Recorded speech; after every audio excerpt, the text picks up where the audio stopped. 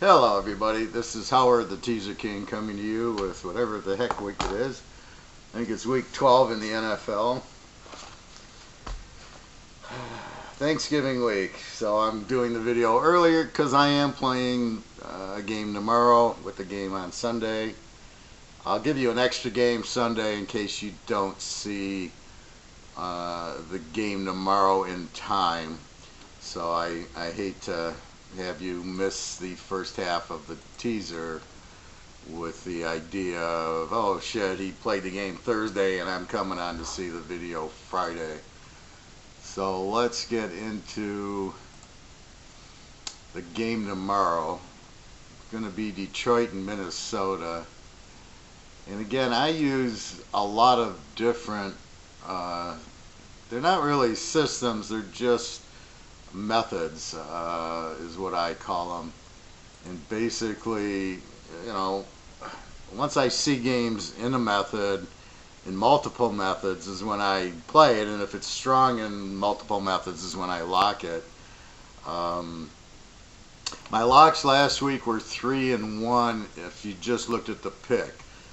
Atlanta won, Jacksonville won, Colorado State won, and I lost with the Rams. In the teaser, I had the Rams in 2 teasers, so I lost 2 teasers with them.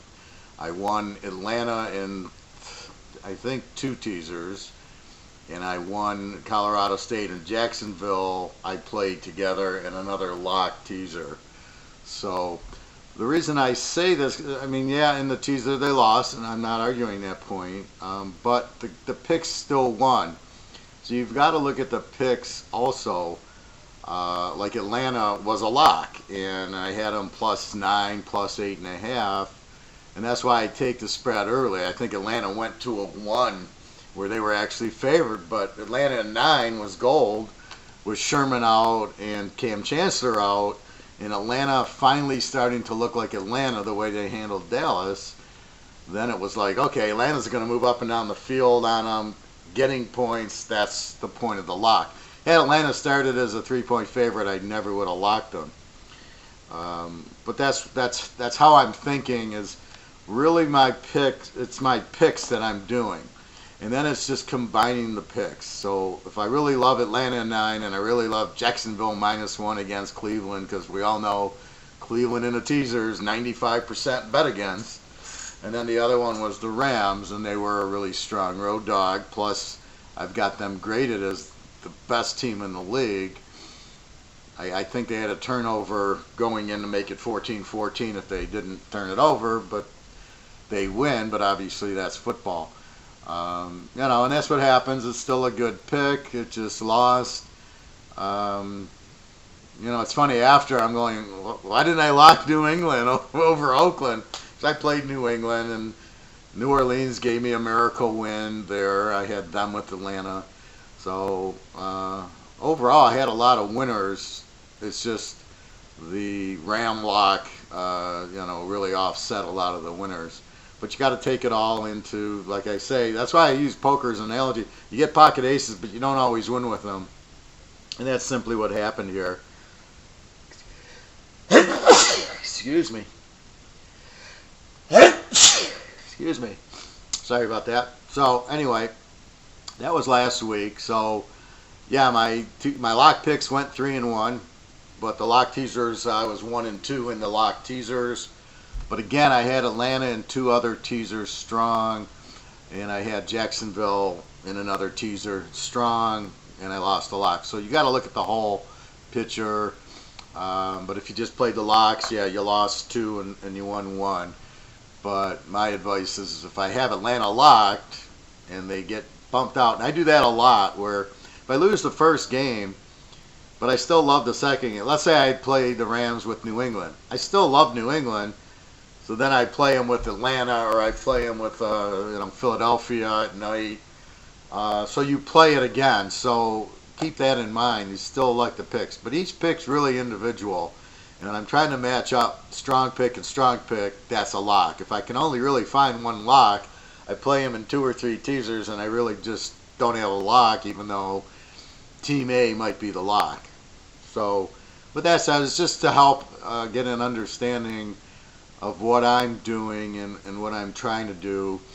Um, so it becomes clearer because as you're looking at my picks, you understand what I'm doing. But theoretically, each pick's individual, and then it's just matching strong, and then sometimes the weaker picks I try to put together for a smaller bet. And and that's how I bet them, and that's how I've been very successful betting them. And I lose the big teasers every so often, just like anything else. It's like your stock. It doesn't always go up, but you like the stock, so that's just the nature of the beast. Anyway, so let's get on to Detroit, Minnesota. My first trend's going to be head to head. So I'm going to go to 2006 to 2016, which is basically 22 games. And in 22 games, Detroit and Minnesota, when the game's in Detroit, so 11 games in Detroit, 11 games in Minnesota, right? The dog is 11-0 in Detroit. Minnesota is also 11-0 in Detroit. So if they made Detroit a 3-point favorite, which is what they should have been, that should be the line, Detroit -3, then it's a huge lock taking Minnie at 11-0 and the dog is 11-0. Also, the dog in the series is 21-2 because Detroit won at Minnesota as the dog. So you have a 21-2 play here if you play the dog in the Detroit-Minnesota series. And that's what you're looking for when you make your bet is that how do they play each other? How will they, like last week, how were the Rams going to move on Minnie? So part of my analysis was looking at the Rams against Seattle, who also has a strong defense, and they were 9-1 against them. Then you look at, let's see, the Rams went to Jacksonville, who's got a great defense, better than Minnesota's, and what happened? They won the game, and they scored, 20, 30 points. So you say to yourself, oh, okay, so against strong defenses that correlate with Minnesota's, the Rams move the ball pretty well. So that's even when the Rams didn't have a good offense, they still were 9-1 against them. So it just goes to show you what are you looking for? So the question in Detroit, Minnesota is what's going to happen, and more, 95% of the games played in the last 11 years since 2006, the dog is basically 21-2. And this is why I do the stats, because for who's going to go back 11 years? But that's why I go back 11. I go back longer, but I feel I don't want to go. I can go back to 1999, but I feel like 10 years is good, and then I go back 5, and then I go back 7. So I go 2006, I go 2010, and 2012. So I get to see if the tide's changing where one team was dominating before, then the coach moved or they got a new player. Peyton Manning goes to Denver, and all the Denver-Oakland stats might switch. So basically that's what I'm looking. So here's Detroit is the dog at home. What have I been noticing on Thursday nights is usually it's a fairly high scoring game, but I'm not thinking this will be. But the road team hates it. They only get a few days of practice, and they're traveling, and the home team's sitting at home. So that's a huge advantage for Detroit, and they're getting points. So now you have a very live home dog on Thanksgiving where they're comfortable. Minnie just played a tough game with the Rams, now has to travel, and we all know how I hate road favorites. So let's look at 2017, these stats. Minnie is 3-0 as a road favorite, 8-2 overall. Detroit is 3-0 as a home dog, 9-1 overall. And going against Detroit as a home dog's 2-1. So Detroit 3-0 as a home dog, Minnie 3-0 as a road favorite. Detroit 9-1 in a teaser. Because when they get down, what they've been doing is they tend to come back, or like the Bears game last week, they get the W. They're laying 3. I stayed away from it. The play was the Bears last week because they're a great home dog, and in the series it was a very close game. But that's what the Lions do. They play a lot of very close games. If you take the dog, you usually are very good in most of those games. They played Pittsburgh very tough at home. They should have won it. They had the ball at the goal line like 3 different times and couldn't, and they kept going for touchdowns instead of field goals.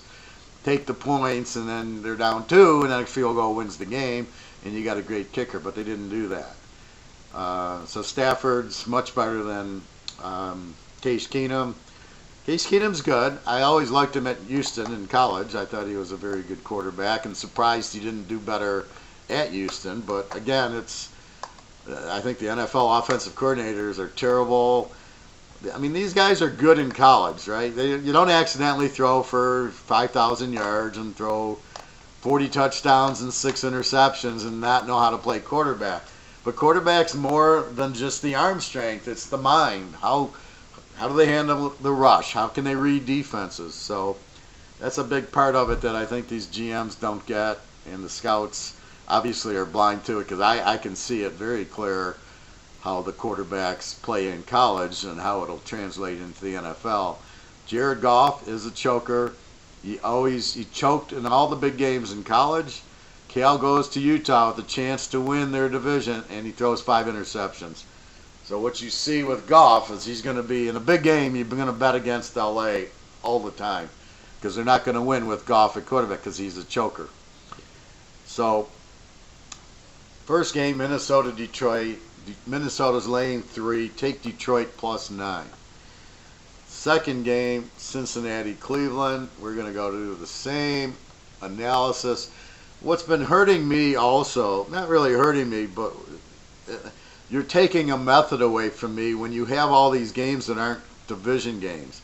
So when the Rams play Minnesota, I can't look head-to-head on it. But I've been getting that matchup so often where I only have 2 or 3 games where they're in the division, right? Seattle, Frisco, Seattle and the Rams, Detroit, Green Bay, Detroit, Minnesota.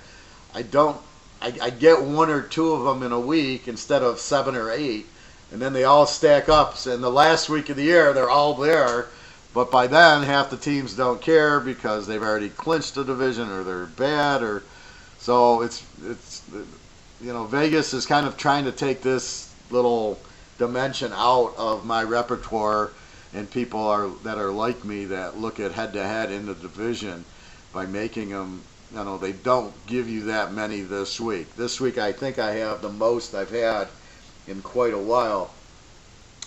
Anyway, so let's look at Cincinnati and Cleveland. The game's in Cincy. Cincy is 9-2 in the game. So in other words, I look at the team and then I look at the favorite and the dog. In the team, Cincy's 9-2 at home against Cleveland since 2006. I don't really. Cincy's 13-5 is the favorite, and 4-0 is the dog. The dog's 16-6, but this is clearly Cincinnati at home handles Cleveland. Let's go to 2012. So the last 5 years. Cincy's 4-1 and the favorite's 4-1. And if I go to 2010, Cincy's 6-1 and the favorite's 6-1. So basically, it's a strong 85%. Cincy at home is going to beat Cleveland. So head to head, we know what's going to happen. Cincinnati's going to cover the points against Cleveland. Right now, I have it -8.5. I suggest you get it in now. I've already posted it. That's another thing what I do on my site. When I see the game and I see the spread, I post it. So it's posted now at 2.5. If this like Atlanta, I see at 3. I locked them in at +9, and I played them with New England and all the other ones. And then what happens is at game time, now they're favored by 1. I've already locked in the 9. It's not live. It's when I make the pick. So that's what I try to do. If I go back to my stats, and in 17, Cincinnati's not a good home favorite. They're 1-3 and 4-0 against. And then you got Cleveland 1-3 as a road dog, 4-0 against. So you kind of have an against and against. Cincinnati's actually 9-1 against in the teaser this year. Cleveland, of course, is 10-0. We go back to get some more ammunition. 16. Since he's 4-5 in a teaser as a home favorite, 7-2 against. And Cleveland 6-6 as a road dog, 12-0 against, 25-1 against in a teaser, 96%. So that's going to supersede Cincy not being a great home favorite. But here we're only laying 8.5. We're laying 2.5. So probably what will happen is Cincy wins by about 7 to 10 points. It'll be close, but they'll cover. You bet against Cleveland, you win. You bet against Cincy, you'll probably win. And there's just certain series or certain teams like that where they play these close games. Cincy likes to run and play defense, so you're not going to blow out too many teams. Let's go back to 2015. Cincy's much stronger, 10-7 as a home favorite, 12-5 against. And now Cincy's 32-11 overall, 74%. Cleveland 10-10 as a road dog, 18-2 against, 90%, 37-5 against, 88%. That goes back to 2015. So you can see consistently Cleveland sucks on the road. You bet against them, you're 88%. And Cincy is a home favorite. They're not a great home favorite. Pitt's a better home favorite. Carolina's good. There's not a lot of great home favorites. Detroit's 10-2. The Jets are actually 8-2 as a home favorite, but teams like Denver you think would be strong aren't. San Diego's not. KC's not. Seattle hasn't been for a while. And it's funny is these teams are almost bet against. Denver's 14-3 bet against as a home favorite. San Diego 11-3. KC 17-3. Seattle 17-5. So where you think they're strong as a home favorite, they're actually weak because the spreads tend to be higher than the value is, and then you end up where they're not covering at home because they're just not that good, and they just don't blow out. I mean, it's the NFL, so where you get the W at home, but you're winning by 3, you're winning by 7, and you tease it the other way, and off you go. That's the beauty of the teasers, especially in the pros. You can win either way. So if you just play a tease like Monday night, Atlanta-Seattle, Atlanta turns favorite, -1. You could have teased Atlanta +8, +9 early in the week. Take the dog because Cam Chancellor and Richard Sherman are out against Atlanta, who's finally getting explosive. How the hell is Seattle going to cover them with no secondary? Then you have Atlanta goes favorite, and now they're laying 1. So you could have taken Seattle in 7. Even if you played it Monday night and you said, I'll take Atlanta in 5 here and I'll take Seattle in 7, you win both halves of it. So that's my point. If you bet the teaser, especially in the pros, you can, a lot of times, if you just play a teaser on a game, you win because either side, both sides in the teaser win, which is the beauty of the teaser. And if the teaser was no good, why are the odds now 130 at the Venetian on the teaser, and at Caesars they're 120? If this was such a bad bet, as people like to tell me, why aren't they like even money, like they used to be in the 70s? When I first started betting teasers in the 70s, it was even money. It was like you bet 100, you win 100. And it slowly went to 11 to 10, and the more you figure out how to use it. See, you can't just blindly look at it or blindly bet. You wouldn't blindly buy a stock. And I have friends that you ask them why they make a bet and they don't really know. It's just, well, that's the way it's been. Or, if the line moves, I bet against the line. And you're like, but what's the point? What's the line's going to move like a stock, right? The stock it moves 50 cents in one direction. Are you going to bet against it or bet, it doesn't make sense. So if you like a team, and now the line moves, it doesn't make, so I'm going to bet it because the public's going to be wrong. Well, the public's probably wrong 50% of the time. I mean, I notice on my picks, I mean, there was a week I had Navy was laying 10 to somebody, and I bet Navy -4, and then the line moved down to 7.5, I believe, and I took Navy again at -1.5. I didn't bet against the public. I loved Navy, and when I had to lay less than a field goal, I loved it more. And when I only had to lay one, it was a lot because I knew there was no way Navy was going to lose the game, and Navy won by, I think, 10. But I didn't bet it because of the public. I bet it because I like Navy, and now the line dropped to where it's under 3. It's an even better bet. So you've got to have an idea of why you're betting it. You can't just bet it, well, because the line's moving, I'm going to bet it.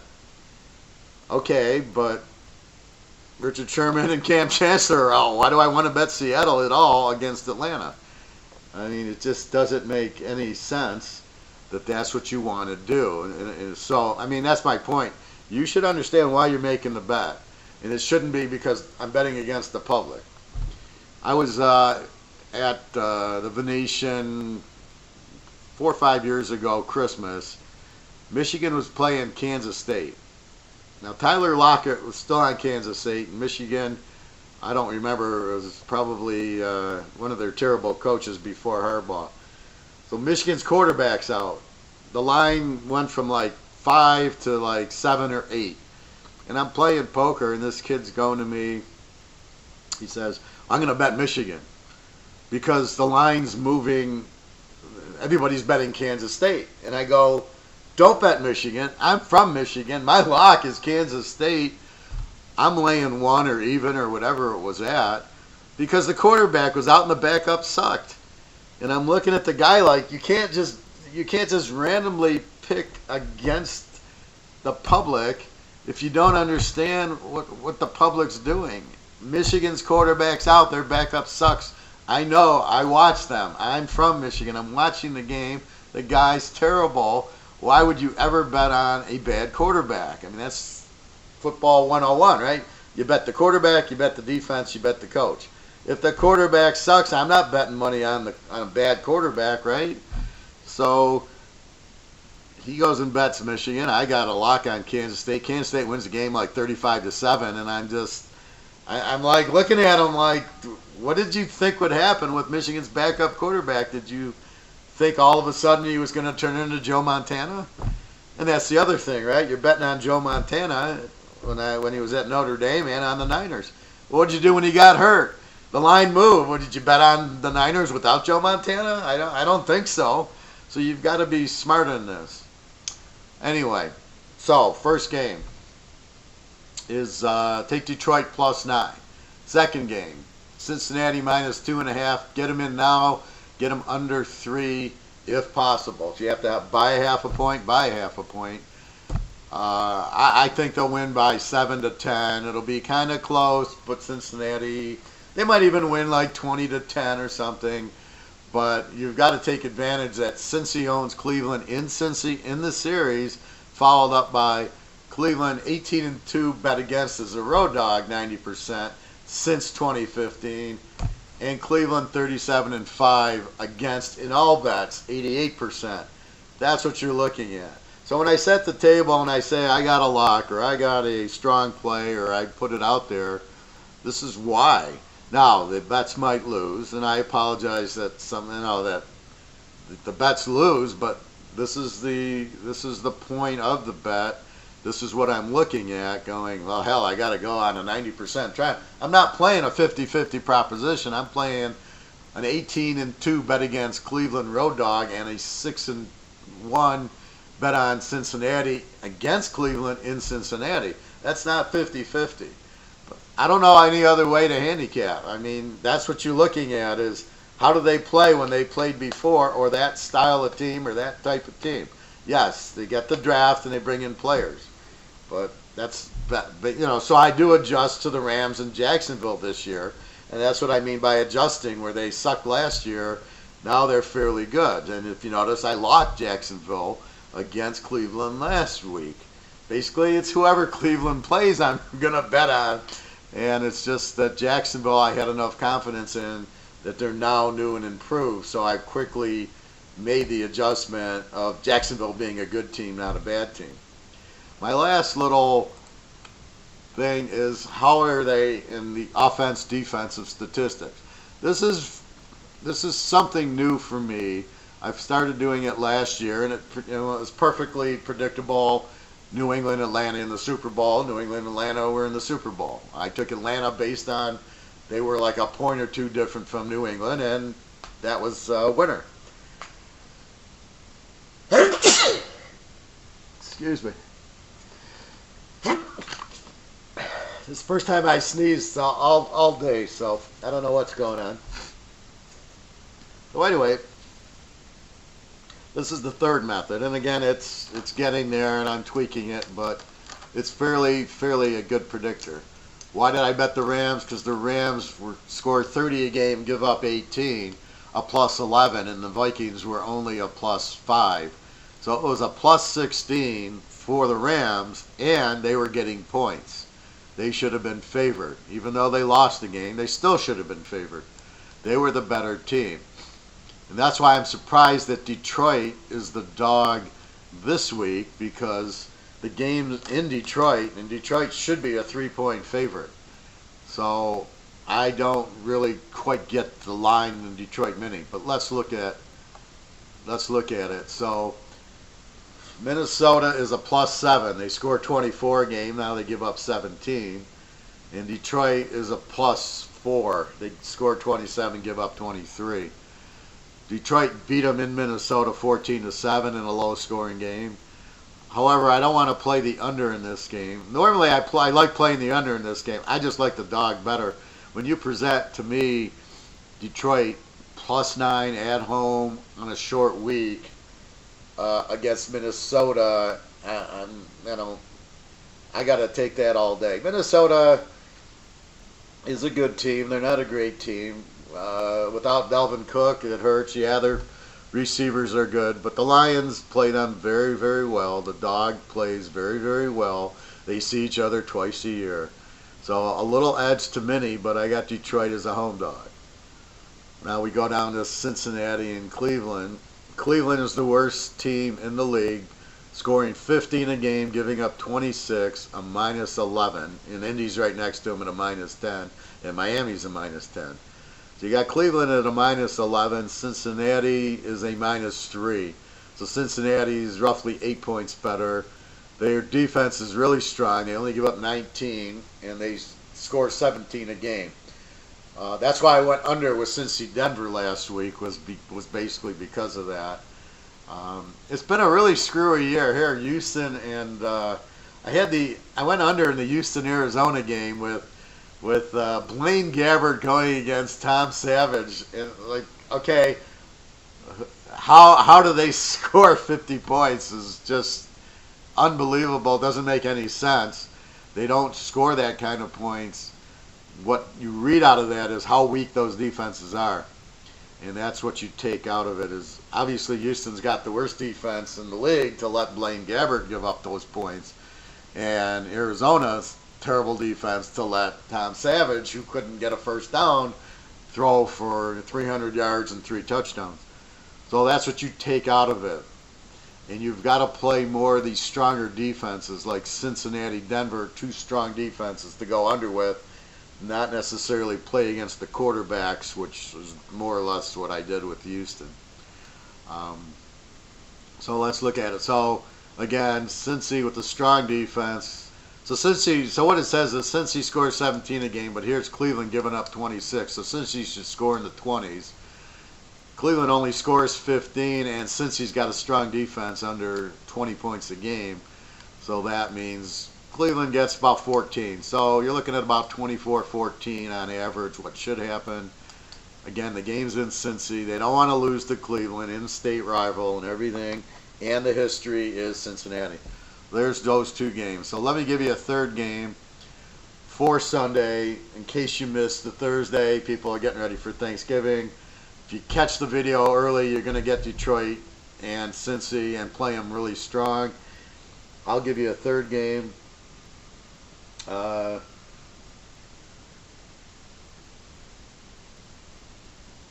let's go Baltimore-Houston on Monday night. Baltimore's laying 7. That's another joke. Houston, obviously we see has no defense. Um, Tom Savage going to play a real defense this week. Baltimore. Um, Baltimore's had 3 shutouts. Now they were against 3 teams with no quarterbacks, so let's call a spade a spade. Okay, Green Bay with Huntley, Miami, and the other one I can't remember who. I think Cleveland or something. 3 terrible teams, and they shut them out. And I look for another shutout here. You're only going to lay 1, which I like. So if you don't catch if you can't get Detroit, Cincy in, you can play Cincy with Baltimore, or you can play a 3-team teaser if you want. Let's take a quick look. Baltimore is pretty strong. They score 21 a game. They give up 17. They got that tough defense, so they're a +4. Now Houston, you've got to adjust for the quarterback being out. Houston's even, scoring 26 a game and giving up 26 a game. But without Deshaun Watson, the 26 is probably 16, right, with Tom Savage. But they still give up 26 if Watson's in there or not. So you have a very weak defense. So Baltimore will be able to move the ball. You're down to Houston probably being a -10. Let's say they're a 16 with Savage. So they're a -10 going into Baltimore with a +4. So it's about a 14. So you have a +14 and you only got to lay 1 point. You got a strong defense going what was a strong offense, but without their quarterback. Now, if Deshaun Watson's playing, it's a totally different game, which is my point on the injuries and on the quarterback. Watson's in, I'm taking 13 in Houston. He's not in. How the hell can you bet Tom Savage? So I don't care what the public does to the line here. The public can move this line to 11. I don't care. I'm taking Baltimore, but I'm going to bet it now because it's at a good line. It's -7 down to 1, maybe -8 down to 2. Get it in now. And this is why you bet early. And if you don't believe me, watch the line movements. I mean, on Sunday night when it comes out at the Win and William Hill, I mean, the line's X. And this is what cracks me up. Everybody thinks Vegas makes such a good line. And by the end of the week, I mean, look at Atlanta. They were getting 3. They ended up laying 1. How close was Vegas on that? They ended up missing by 4 points, and that was a generous one that Atlanta should have been favored by 3 the whole time. You can't lose Richard Sherman and Cam Chancellor and keep the same line you'd have if they were in there. If they were playing, Seattle's laying 3 to Atlanta. If they're laying any more, then it's a mortgage. If Seattle was laying 6 to Atlanta and I get 12, forget about it. So that's what you're looking at. So here you've got to take advantage of Tom Savage and Baltimore's defense. So let's go into the stats. Now I can't do a head-to-head. This is what I was talking about before. I can't really go. Baltimore doesn't play Houston. I can maybe look at Baltimore-Pittsburgh. Who do I look at Houston with in their division? Nobody really has a great defense, so I can't look at Indy or Jacksonville. Has a good defense this year, but not in the past. And Tennessee, who's an average team. So I can't even go head-to-head and try to match Houston with a Baltimore-like in their division. So let's go back to the numbers, and I got Houston as 3-1 as a road dog, but again, that's Deshaun Watson numbers. One of those games was against Seattle, where I know they put up. It was a great game, so hard to use Houston's numbers here because it's apples and oranges. You don't have Watson, but let's look at Baltimore as a home favorite. 2-1 as a home favorite this year. 7-3 overall, but I know if I go back to 16, Baltimore 8-2 as a home favorite, 21-5 overall.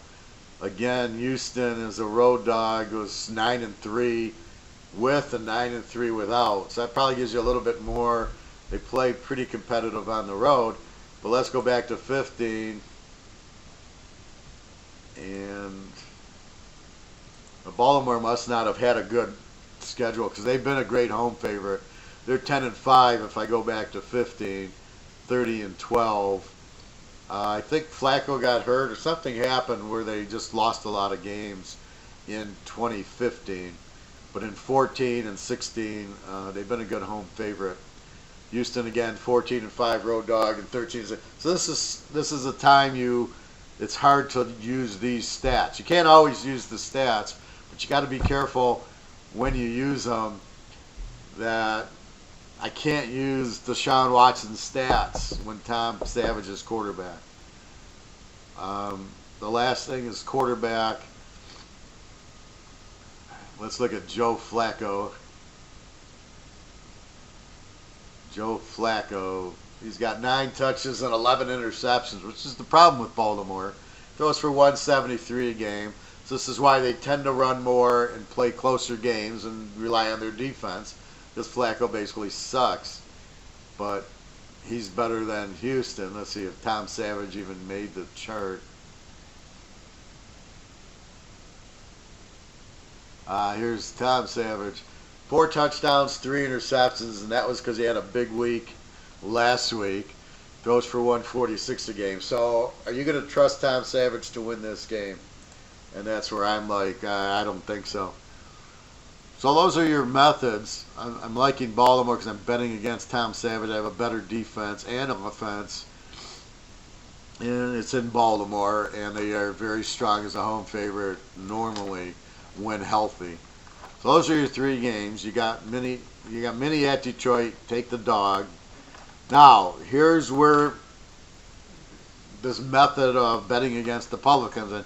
If by game time Detroit is now a 3-point favorite, then I would take mini and 9. The theory being I like the dog in this game, not because of the public. The public is weird. They've been doing some very strange line moves that I don't understand. If I lock a game and I see the line moving the other way, I get really, okay, who's injured or what's going on in this game? I felt good when LA went to like even, so the line moved from 3 to 1 to even with the Rams. I said, oh good, the fix is in. I'm on the right side of the fix. Beautiful. So I liked it even more when the Rams went even, that people were betting on it. Jacksonville, I was surprised people weren't betting on it, and then Atlanta, it moved with me. So I felt good about Atlanta when they were -1, but I'm looking at lines. I don't care what the public does. Yeah, if I was a bookie, I would hope most of my customers would lose. That's what happens, but not. That's not the reason to make a bet. I've never heard of that as a method.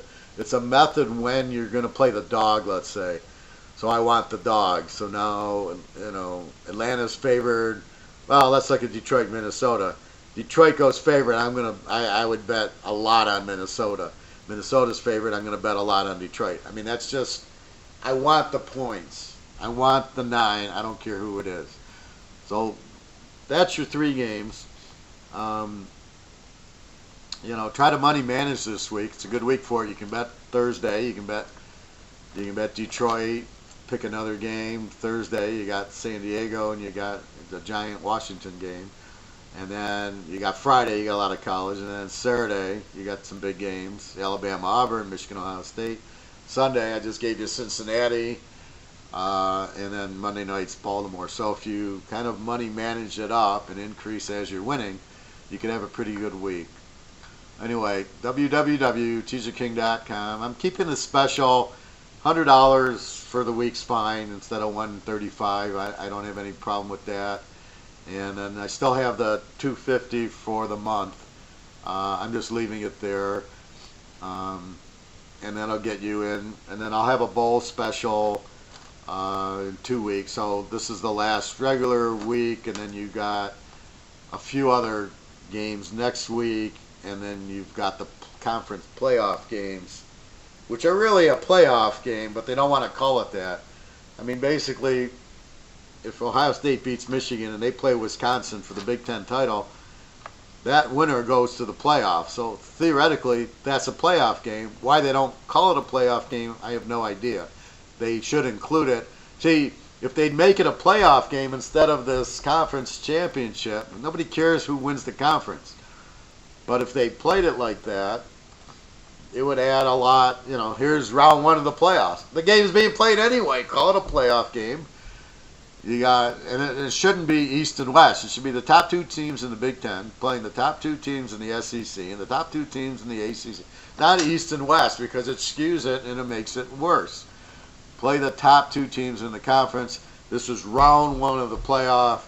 Boom, off you go, and then you get down to your, So really, it's a 10-team playoff, and then you need all. The playoff should have at least 10 teams in it, not 4. 4 is ridiculous. You got 5 conferences.